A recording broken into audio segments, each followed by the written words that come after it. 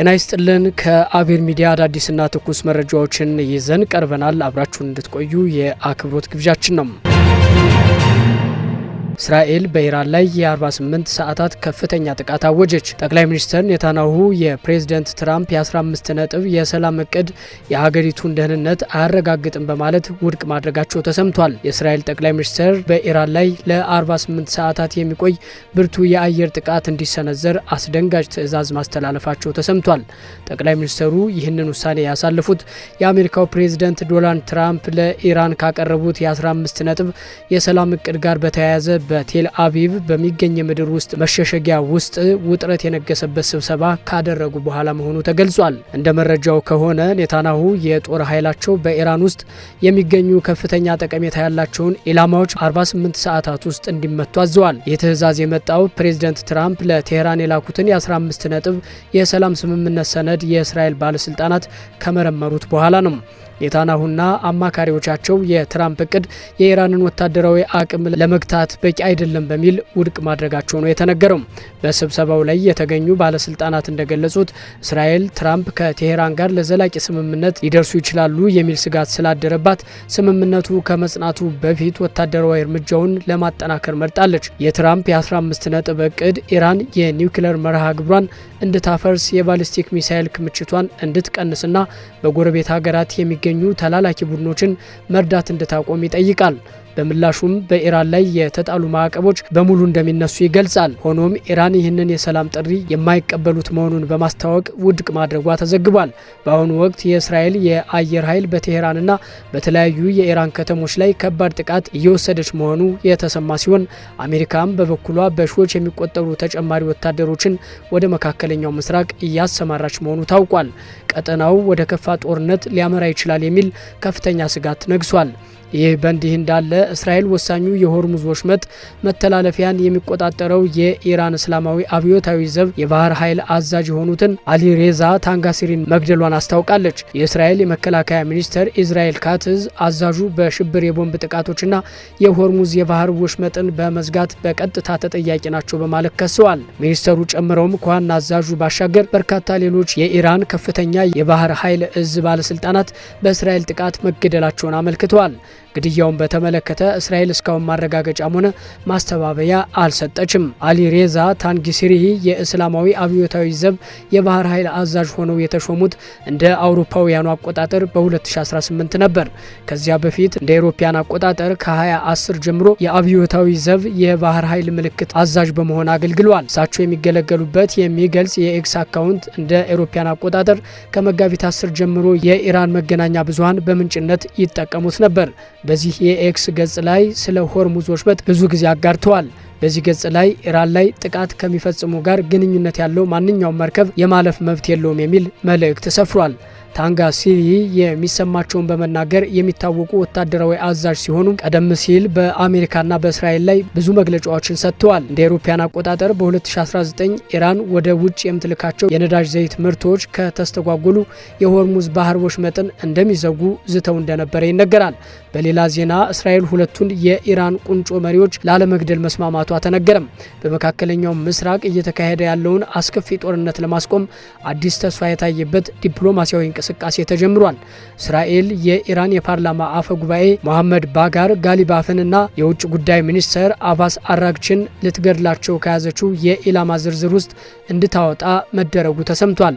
ይህ ውሳኔ የተላለፈው ፓኪስታን በአሜሪካ በኩል ባቀረበችው ጠንከር ያለ ማሳሰቢያ መሆኑን አንድ የፓኪስታን ባለስልጣን ለሮይተርስ ገልጿል። እንደ ባለስልጣኑ ገለጻ እስራኤል ሁለቱ ከፍተኛ አመራሮች የሚገኙበትን ስፍራ መረጃው የነበራት ቢሆንም ፓኪስታን ግን እነዚህ ሰዎች ከተገደሉ ለድርድር የሚቀመጥ አካል አይኖርም የሚል ማስጠንቀቂያ ለአሜሪካ አድርሳለች። ይህንን ተከትሎ ዋሽንግተን በሰጠችው ግፊት እስራኤል ግድያውን ከመፈጸም እንድትቆጠብ ተደርጓል። እስካሁን በርካታ የኢራን ወታደራዊና ፖለቲካዊ መሪዎች በእስራኤል ጥቃት ቢገደሉም የእነዚህ ሁለቱም ባለስልጣናት ላለመግደል መወሰን ግን ለሰላሙ መንገድ ወሳኝ ተደርጎ ተወስዷል። አንድ ወር ሊሞላው የተቃረበውን ይህን ግጭት ለመቋጨት በኢራንና በአሜሪካ መካከል የሚካሄደው ድርድር በፓኪስታን አስተናጋጅነት ይካሄዳል ተብሎ ይጠበቃል። በዚህ ታሪካዊ ሊባል በሚችል ስብሰባ ላይ ኢራንን በመወከል የውጭ ጉዳይ ሚኒስትር አባስ አራግቺ እንዲሁም በአሜሪካ በኩል ምክትል ፕሬዚደንት ጄዲ ቫንስ በዋናነት ተገኝተው የሰላም ስምምነት ለማውረድ እንደሚወያዩ መረጃዎች አመላክተዋል። በመካከለኛው ምስራቅ እየተካሄደ ባለው ጦርነት እስካሁን በዓለም ላይ ከፍተኛ ቀውስ የተከሰተ ሲሆን በርካታ ችግሮችንም አስከትሏል። በመካከለኛው ምስራቅ እስራኤልና አሜሪካ ከኢራን ጋር እያደረጉት የሚገኘው ጦርነት ወደ ዓለም አቀፍ ቀውስ ተሸጋግሯል። በፈረንጆቹ ባሳለፍነው የካቲት 28 ቀን በአሜሪካና እስራኤል የሚሳኤል ጥምር ጥቃት የ86 ዓመቱ የኢራን መንፈሳዊ መሪ አያቶላህ አሊ ኻሜኒ መገደላቸውን ተከትሎ ግጭቱ ወደ ቀጠናዊ ጦርነት መስፋፋቱ ይታወቃል። በተጨማሪም የአሜሪካና እስራኤል ኃይሎች በ12 ሰዓታት ውስጥ ብቻ የኢራን ከፍተኛ አመራሮችን፣ የኒውክሌር ጣቢያዎችንና የሚሳኤል መሰረተ ልማቶችን ኢላማ ያደረጉ ወደ 900 የሚጠጉ ጥቃቶችን ፈጽመዋል። እስራኤል እስካሁን ድረስ በኢራን ላይ ከ15000 በላይ የሚሆን የተለያዩ ጥቃቶችን መፈጸሟን የገለጸች ሲሆን በዚህም በቴሄራን የክሩዝ ሚሳኤል ማምረቻና የኢስፋሃን የውስጥ ለውስጥ የውሃ ምርምር ተቋምን ጨምሮ ቁልፍ የኢንዱስትሪ ኢላማዎችን ማውደሟን አስታውቃለች። በተመሳሳይ አሜሪካ 17 የሚሆኑ የኢራን የጦር መርከቦችን ማስጠሟንና በሺዎች የሚቆጠሩ ቁልፍ የሚሳኤል ማምረቻ ቦታዎችን፣ የባህር ኃይል ንብረቶችን፣ የወታደራዊ ማዘዣ ተቋማትን፣ የነዳጅ ማከማቻዎችንና የነዳጅ ማጣሪያዎችን እንዲሁም ወሳኝ የኃይል ማመንጫ ተቋማት ላይ ጥቃቶችን ፈጽማለች። ቴሄራን በአጸፋዊ እርምጃዋ እስራኤልን ጨምሮ በቀጠናው በሚገኙ የባህረ ሰላጤው ሀገራት ላይ በሚገኙ የአሜሪካ የጦር ሰፈሮች፣ የኤነርጂ መሰረተ ልማቶች፣ አውሮፕላን ማረፊያዎችና የነዳጅ ማጠራቀሚያዎች ላይ የሚሳኤልና ድሮን ጥቃቶችን አድርሳለች። እንዲሁም በዓለም ወሳኝ የሆነውን የነዳጅ ማስተላለፊያ ሆርሙዝ የባህር ወሽመጥን በመዝጋት በዓለም ኢኮኖሚ ላይ ከፍተኛ ተጽዕኖ በማሳደር ላይ ትገኛለች። አንደኛው ወሩን ለመድፈን የቀናት ዕድሜ ብቻ የሚቀሩት ጦርነቱ አሁንም ይበልጥ እየተባባሰ ሲሆን ከሁሉም ወገን የሚፈጸመው ጥቃት እንደቀጠለ ነው። በአሜሪካ በኩል በጦርነቱ እስካሁን 13 ወታደሮች መሞታቸው የተረጋገጠ ሲሆን ወደ 290 የሚሆኑ የአሜሪካ ወታደሮች ጉዳት እንደደረሰባቸውና በመሰረተ ልማቶች ላይም ከፍተኛ ጉዳት መድረሱ ተመላክቷል። የአሜሪካ ንብረት የሆኑ መሰረተ ልማቶች ላይ በተፈጸሙ ጥቃቶች 17 የአሜሪካ ወታደራዊ ጣቢያዎች ላይ በደረሰ ጉዳት እስከ $800 ሚሊዮን የሚገመት ኪሳራ ደርሷል። 12 ዘመናዊ የራዳር ስርዓቶችና የሳተላይት ተርሚናሎችም ተመትተዋል።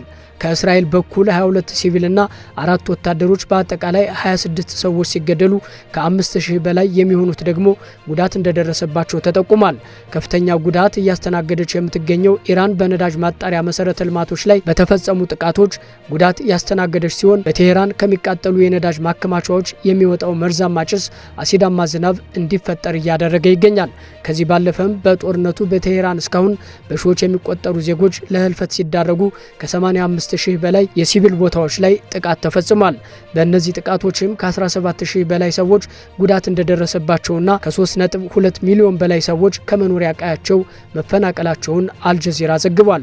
ከጦርነቱ ጋር በተያያዘ እስራኤል በሊባኖስ ላይ የምትፈጽመው ጥቃት ተጠናክሮ የቀጠለ ሲሆን በጥቃቱ ከ1000 በላይ ሰዎች መገደላቸውና ከ1 ሚሊዮን በላይ የሚሆኑ ሰዎች መፈናቀላቸው ተገልጿል። የሆርሙዝ ባህር ወሽመጥ መዘጋቱን ተከትሎ በዓለም ኢኮኖሚ ላይ ከፍተኛ ቀውስ የተፈጠረ ሲሆን ለአብነትም የዓለም አቀፍ የነዳጅ አቅርቦት በቀን በ8 ሚሊዮን በርሜል እንዲቀንስና የነዳጅ ዋጋ በአንድ በርሜል ወደ $120 እንዲጠጋ አድርጓል። በሌላ በኩል በመካከለኛው ምስራቅ ቀጠና ጦርነት የኒውክሌር መሰረተ ልማቶች ኢላማ ያደረጉ ጥቃቶች በተደጋጋሚ እየተፈጸሙ ነው። በዚህም ከፍተኛ ውድመት እየደረሰ ይገኛል። የዓለም አቀፉ የአቶሚክ ኢነርጂ ኤጀንሲ በእነዚህ ቦታዎች ላይ የሚደርስ ማንኛውንም ጉዳት አስከፊ የራዲዮ አክቲቭ ብክለት ሊያስከትል እንደሚችል አስጠንቅቋል።